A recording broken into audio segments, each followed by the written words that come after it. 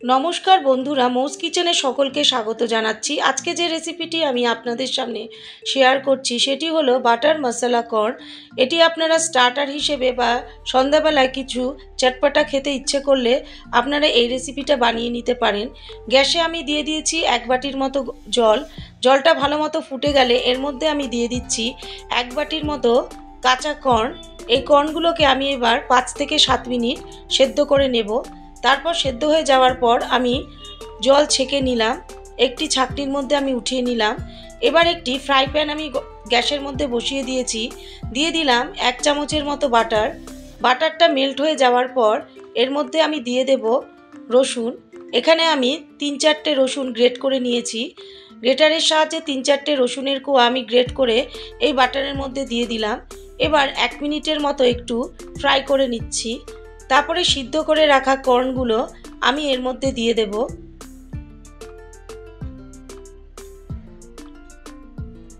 কর্নগুলো দিয়ে দেওয়ার পর আমি হাই ফ্লেমে 1 মিনিট ধরে এগুলোকে একটু ফ্রাই করে নিচ্ছি। তারপরে আমি এক এক করে মশলাগুলো সব এর মধ্যে দেব।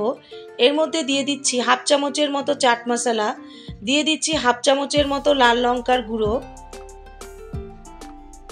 দিয়ে দিচ্ছি সামান্য অল্প ধনেপাতা কুচি,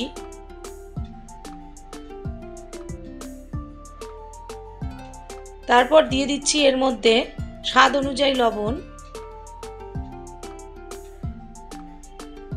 দিয়ে এর মধ্যে আমি অর্ধেকটা লেবু আমি চিপে এর মধ্যে দিয়ে দিলাম।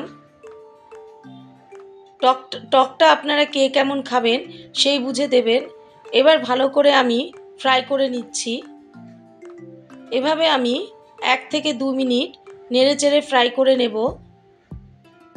খুব চটজলদি এই রেসিপিটি তৈরি হয়ে যায় এবং খেতেও খুব ভাল লাগে। রেসিপিটি আমার পুরোপুরি তৈরি হয়ে গেল।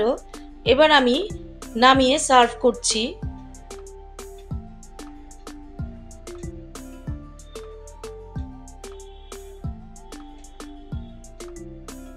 এটা বাচ্চাদের খেতে খুবই ভালো লাগবে। এরপরে এর মধ্যে আমি দিয়ে দেব সামান্য অল্প লেবুর রস। এইভাবে আপনারা বাটার মশলা কর্ন তৈরি করুন, খেতে ভালো লাগবে। এই রেসিপিটি দেখার জন্য ধন্যবাদ।